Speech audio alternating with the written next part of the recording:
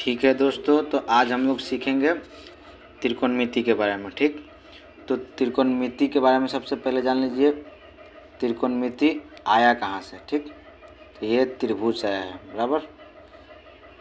त्रिकोणमिति,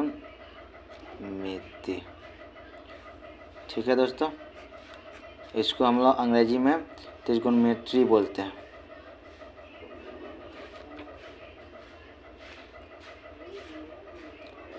ठीक, देखिए सबसे पहले जान लीजिए कि त्रिकोणमिति होता क्या है, मतलब इसका एक तरह से समझ लीजिए कि परिभाषा क्या होता है। तो त्रिभुज की भुजाओं और कोणों से संबंधित माप को त्रिकोणमिति कहते हैं। सिंपल एकदम है, आप लोगों को लिख देता हूँ, नोट जरूर कर लीजिएगा, बराबर। देखिए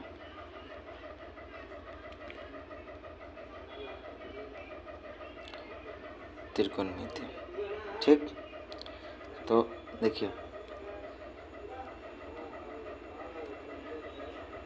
त्रिभुज की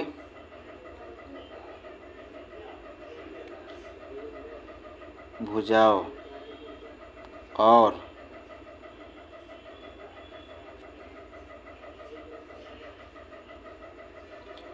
कोणों के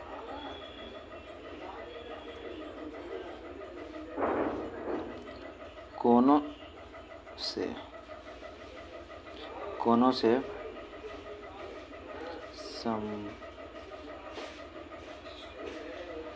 संबंधित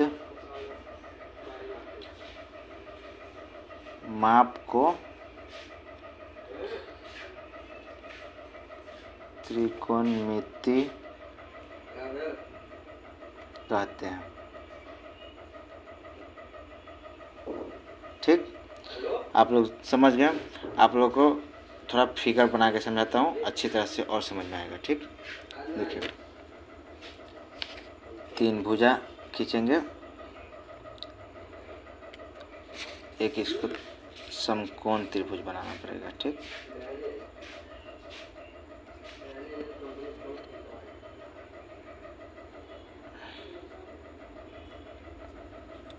और फिर एक तीसरा,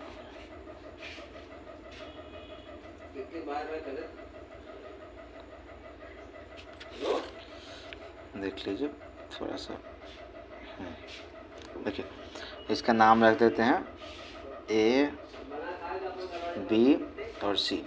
ये एक समकोण त्रिभुज है, देखिए, और यहाँ पे 90 डिग्री का कोण बनाता है, बराबर। अब देखिए इसकी यही भुजा है ए बी, ये जो भुजा है ना, इसको बोलते हैं ए बी भुजा। फिर यहाँ से लेके और यहाँ तक ये वाली भुजा बी सी हो जाएगी, और फिर यहाँ से लेके यहाँ तक यानी ये वाली, इसको बोलेंगे ए सी। तो आप लोग जान गए कि भुजाओं और कोणों से संबंधित माप को ही त्रिकोणमिति कहते हैं। ये तो आप समझ गए। अब देखिए ये जो जहाँ पे समकोण बनाता है, कहीं भी त्रिभुज के कहीं भी ए बी या सी, कहीं भी जिस पे समकोण बनाता है उसके ठीक सामने वाला जो ये है ना, ये वाला, इसको कर्ण कहते हैं। कर्ण, इसको एच से डिनोट करते हैं और अंग्रेजी में इसको हाइपोटेनियस कहते हैं, बराबर। अब देखिए थीटा, जहाँ भी आप थीटा का मान रखते हैं, यहाँ पे मान लीजिए थीटा लेते हैं, तो थीटा के एकदम सामने वाला जैसे ये वाला है, ठीक, तो इसको लंब कहेंगे, लंब, और इसको पी से डिनोटेट करते हैं। ठीक, इसको पी से, यानी अंग्रेजी में इसको परपेंडिकुलर बोलते हैं, इसलिए इसको पी से डिनोट करते हैं, बराबर। और बाकी जो बच गया एक ये वाला भुजा, तो इसको बोलते हैं आधार। आधार, और इसको बी से, यानी आधार यानी बेस होता है, तो इसको बी से डिनोट करते हैं। अब इतना तो आप लोग समझ गए। दम, ये दो चीज़ दम दिमाग में रखिएगा कि जहाँ कोण 90 डिग्री का बनता है उसके सामने वाला कोण, सामने वाला भुजा कर्ण ही कहलाएगा, दूसरा कुछ नहीं। और कहीं भी जैसे ये यहाँ पे थीटा है, यदि थीटा यहाँ पे रखा जाए तो फिर इसके सामने वाला ये, इसको हम लोग पोल मान लेंगे, यानी लंब। ठीक, जैसे देखिए एक और बनाता हूँ।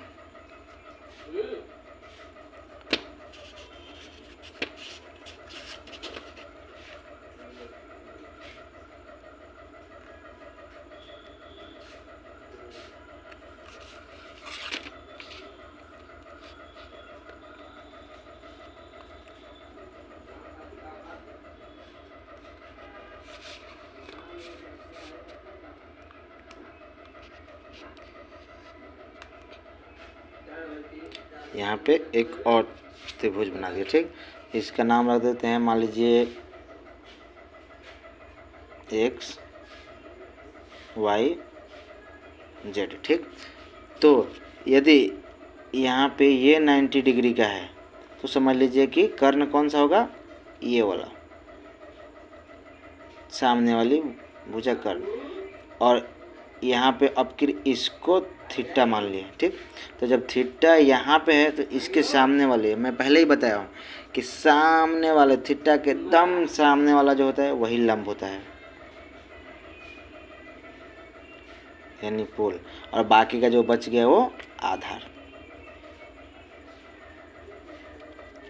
ये वाला।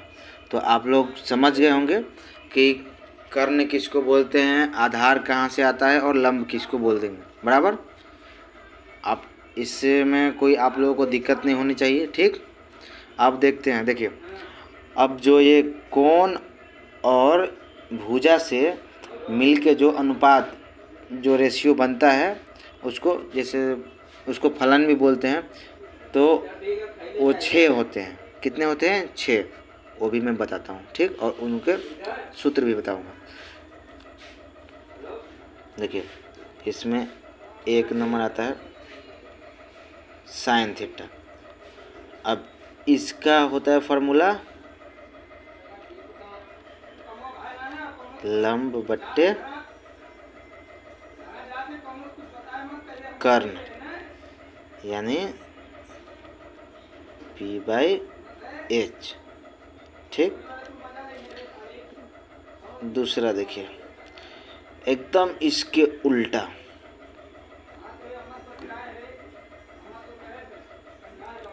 Cosec theta. कोसेक थीटा का होता है कर्ण बट्टा लंब। देख रहे हैं, कोसेक का क्या होता है, कर्ण बटा लंब, यानी H/P, या इसको 1/sin थीटा भी लिखा जाता है, बराबर। तीसरा होता है कॉस थीटा, ये होता है आधार बट्टा कर्ण, या इसको हम लोग आधार यानी B और कर्ण को H से डिनोट करते हैं। ठीक, अब देखिए चौथा एकदम इसका उल्टा, सेक थीटा। ठीक, सेक थीटा। सेक थीटा में क्या होता है, कर्ण बट्टे आधार, यानी H/B, या इसको हम लोग 1/cos थीटा भी लिखेंगे। ठीक, ये सब इसी का मान है, एकदम सिंपल है। साइन आ गया तो उसको उल्टा कर दीजिए, कोसेक का मान आ जाएगा एकदम। और फिर कॉस का जब याद हो गया तो सेक का भी एकदम उसका उल्टा हो गया। अब इसमें पांचवा है टैन थीटा। टैन थीटा, बराबर।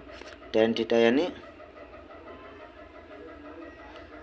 लंब बट्टा आधार। tan थीटा का होता है लंब बटा आधार। लंब का p हो गया, आधार का b हो गया। एकदम सिंपल है। इसको भी हम लोग लिख सकते हैं साइन थीटा बटा कॉस थीटा। साइन थीटा बटा कॉस थीटा इक्वल टू होता है tan थीटा, बराबर। और छठा एकदम इसका उल्टा कॉट थीटा का, इसमें होता है आधार बटा लंब। देखिए इसमें क्या हो गया, आधार बटा लंब। इसको एकदम ये भी लिख सकते हैं 1 बटा tan थीटा या cos थीटा बटा साइन थीटा। तो हो गया, यही इसके 6 फलन है। इतना आप लोगों को एकदम दिमाग में बैठा लेना है। एकदम सिंपल है। साइन थीटा याद कर लिए तो उसको एकदम उल्टा कर देंगे तो कॉसेक का आ जाएगा। फिर कॉस का याद कर लिए तो उल्टा कर देंगे तो सेक का आ जाएगा। टैन का याद कर लिए तो उल्टा कर लिए तो कॉट का आ जाएगा। मतलब एकदम इजी है। और इसमें एक और बात ध्यान रखिएगा कि जब भी समकोण त्रिभुज हो और उसके तीनों भुजाओं को किसी भी कार्य में या फिर किसी भी चीज़ को नापने के लिए ऐसा उसको लिया जाता है तो उसमें पाइथागोरस प्रमेय यूज होता है, ठीक। और उसका सूत्र होता है। देखिए सूत्र क्या होता है, नोट कर लीजिएगा इसको भी। उसका सूत्र होता है, पाइथागोरस प्रमेय का सूत्र होता है कि कर्ण के वर्ग के बराबर जो होता है ना, एक लंब के वर्ग और आधार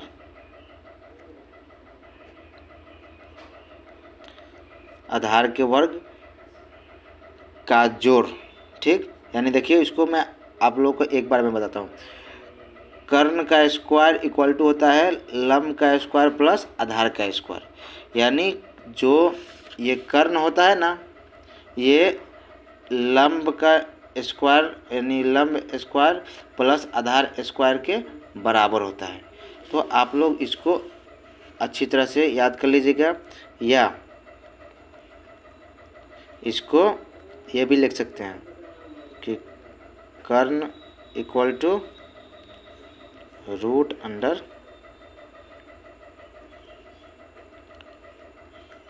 लंब का स्क्वायर प्लस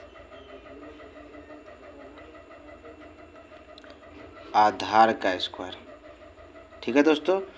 तो आप लोग इतना कल एकदम कंप्लीट करके आइएगा। तो बाकी कल ये जो अपना फार्मूला निकला है ना, इससे हम लोग सवाल बनाएंगे, ठीक। और एकदम इजी है, एकदम एक बार फिर से रिवाइज कर लीजिए। ध्यान रखिएगा 90 डिग्री के जो सामने वाला रहेगा वही कर्ण रहेगा, बाकी दूसरा कोई कर्ण नहीं हो सकता है। और जो भी थीटा का मान होता है उसके सामने वाला ही अपना लंब होगा, ठीक।